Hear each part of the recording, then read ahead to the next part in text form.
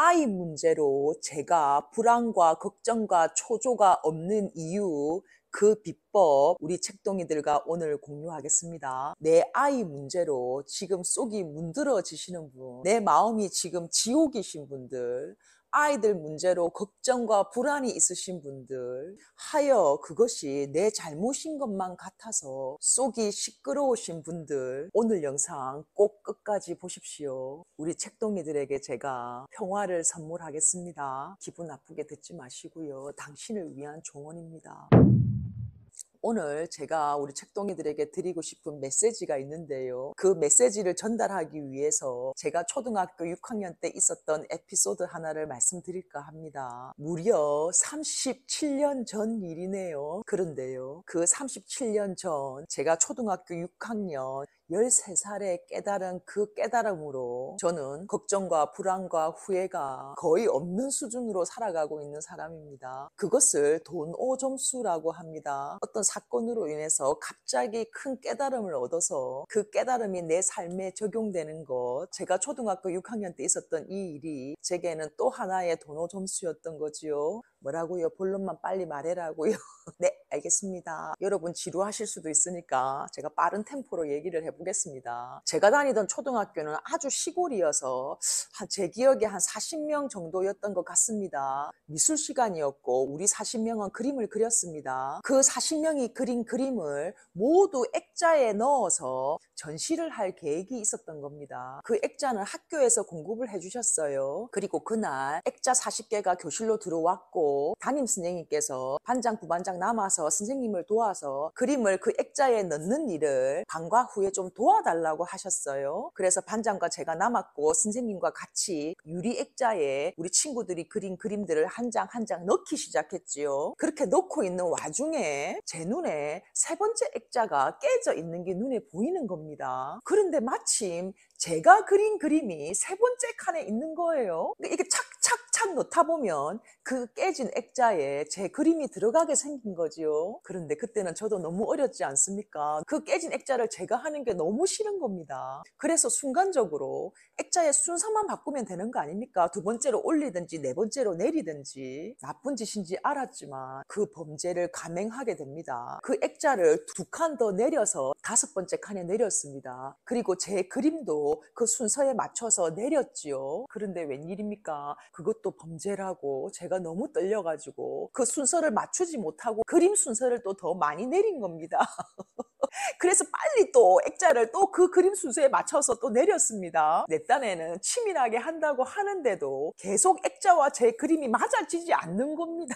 그래서 한 번 더 도전해서 다시 그림과 액자를 순서를 잘 봐서 맞춘다고 또 내렸는데 별명이 도덕책이었던 제가 그 별명을 잠시 들여밟고 그렇게 큰 범죄를 감행했음에도 불구하고 결과가 어떻게 된 줄 아십니까? 그렇게 눈물 나도록 처절한 저의 노력에도 불구하고 그 깨진 액자는 제 그림과 맞닥뜨려졌습니다. 선생님도 옆에서 작업을 하고 계셨고 반장도 작업을 하고 있었기 때문에 맞닥뜨려진 것을 눈에 보이게 바꿀 수는 없었죠. 그래서 눈물을 머금고 그 깨진 액자에 제 그림을 넣게 됩니다. 여기서 제가 깨달은 게 뭔 줄 압니까? 아, 일어날 일은 일어나는구나. 임자는 따로 있구나. 그 깨진 액자가 나의 임자였구나. 내가 아무리 발부둥 쳐도 일어날 일은 일어나는구나. 뭐 부정적인 팔자 타령이 아닙니다. 어차피 깨진 액자는 누군가에게 갔어야 되지 않나요? 그죠? 그게 이번에는 저였던 겁니다. 깨진 액자가 앞으로도 계속 100번이고 1000번이고 저한테 올까요? 그렇지 않겠죠. 그 깨진 액자는 또 어느 날은 누군가에게 가겠지요. 랜덤으로 가는 겁니다. 별 의미 없습니다. 무작위로 랜덤으로 뿌려지는 불운인 겁니다. 거기에 큰 의미를 둘 게 없는 겁니다. 왜 나만 불행하게 이 깨진 액자가 나에게 왔을까? 내가 이렇게 여러 번 바꿨는데도 결국 왜 나한테 올까? 나는 불행한 아이인가? 나는 불운한 아이인가? 왜? Why?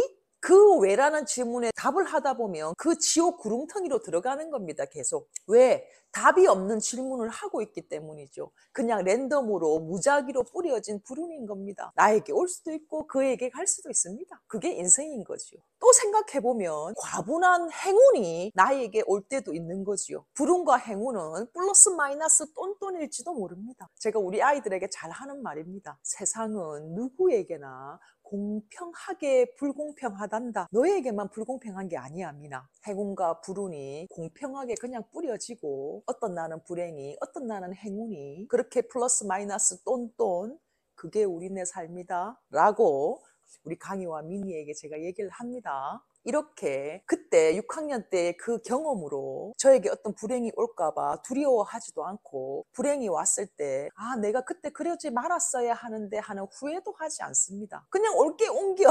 그게 내 인장겨. 건너가기라는 책에 최진석 교수님이 하신 말씀이죠. 일어날 일은 일어나고 일어나지 않을 일은 일어나지 않는다. 이 진리의 질서가 모순된 적은 단 한 번도 없다. 모든 일들은 순차적으로 일어났다가 사라질 뿐이다. 지금 내 아이에게 다가올 어떤 검은 그림자에 두렵습니까? 그리고 지금 내 아이에게 닥친 어떤 잘못된 일이 나의 결정으로 잘못된 것 같아서 자책을 하고 계십니까? 당신의 선택에 후회를 하고 계십니까? 왜 내 아이에게 이런 일이 일어났을까? 그 질문에 지옥 속에 빠져 있으십니까? 기분 나쁘게 듣지 마시고요. 당신을 위한 조언입니다. 그저 랜덤으로, 그저 무작위로 일어날 일이 일어난 것뿐입니다. 당신의 잘못된 판단, 선택으로 내 아이에게 지금 이 일이 일어난 게 아닙니다. 아이를 키우고 양육하시면서 되도록이면 why? 왜? 라는 질문을 안 하셔야 돼요. 왜 내 아이에게 이런 일이 일어났지? 왜 내 아이가 공부를 못하지? 왜 내 아이는 성실하지 않지? 왜 내 아이는 숙제를 그때그때 해놓고 놀지 않지? 왜? 라는 질문을 딱 던지는 순간 뇌는 그 왜에 대한 답을 찾으려고 합니다. 그런데 거기엔 답이 없거든요. 답이 없는 질문을 던져 놓으셨으니 내가 계속 방황을 하는 겁니다. 답이 없는데 자꾸 주인님은 왜 내 아이에게? 라는 질문을 던지고 뇌는 그 질문에 답변을 찾다 보니 이 머릿속이 복잡한 겁니다. 막 실타래가 엉망으로 끼어 있는 겁니다. 이 머릿속이 복잡하니 두통도 오고 몸도 안 좋고 짜증도 올라오고 실제로 부정적인 호르몬이 코르티솔이라는 호르몬이 나오면서 우리 몸이 디프레스 되는 거지요. 그 디프레스 된 엄마는 또 아이를 곱게 봅니까? 이 한심한 시선과 칼날 같은 말들이 아이에게 비수를 꽂지요. 왜? why? 하지 마십시오. 폭우가 막 내리지 않습니까? 소나기가 막 2, 3일 내릴 때 왜 소나기가 이렇게 내리지 하고 말하지 않지 않나요? 왜 소나기가 내리는지 그 의문이지 않습니까? 그 하늘이 하는 일을 우리가 알 수 없잖아요. 우리가 할 수 있는 일은 뭡니까? 이 소나기를 잘 피하는 거죠. 우리가 그 소나기에 맞지 않도록 우산을 준비하거나 비옷을 준비하거나 되도록이면 외출을 자제하거나 아이들 등하교를 조심시키거나 쏟아지는 폭우에 왜 폭우가 쏟아지니? 라는 그 의문을 던지지 말고 이미 쏟아지고 있는 그 소나기를 받아들이고 이 소나기에 대처하고 대비하는 것이 중요하지요. 8월 달에는 소나기가 많이 오는구나. 이때 이렇게 준비를 해야겠다. 그렇게 미리 준비하는 것. 그것이 우리가 할 수 있는 최선이고 가장 지혜로운 방법이죠. 오늘 중요한 날인데 왜 비가 오는 거야? 짜증나게. 도대체 왜 그런 거야? 한들 당신만 짜증나는겨. 답도 없는 그 질문에. 그죠? 좀 우스갯소리로 제가 우리 신랑 욕 되게 많이 하지 않습니까? 사실은 제 유튜브를 우리 시어머니께서 보셔서 요즘에 남편 욕하는 걸 좀 자중하고 있습니다. 어머님 사랑합니다. 제가 남편 욕을 19년째 하고 있으면서도 이렇게 잘 사는 이유는 제가 농담 반 진담 반 남편 욕은 합니다만 저는 지금 제 남편이 저의 임자라고 생각하는 겁니다. 인연이 되었고 제 임자여서 제게 왔고 부부의 연을 맺었고 저 썩을 놈과 제가 결혼할 운명이었고 그 일어날 일이 일어났고 찢고 볶으면서 살고 있는 겁니다. 내 임자여서 일어날 일이 일어나서 다시 돌아간다 해도 아마 저는 지금의 신랑이 그렇게 멋져 보였을 겁니다. 또 결혼을 하고 또 찢고 볶으며 19년을 욕을 하며 살게 될 겁니다.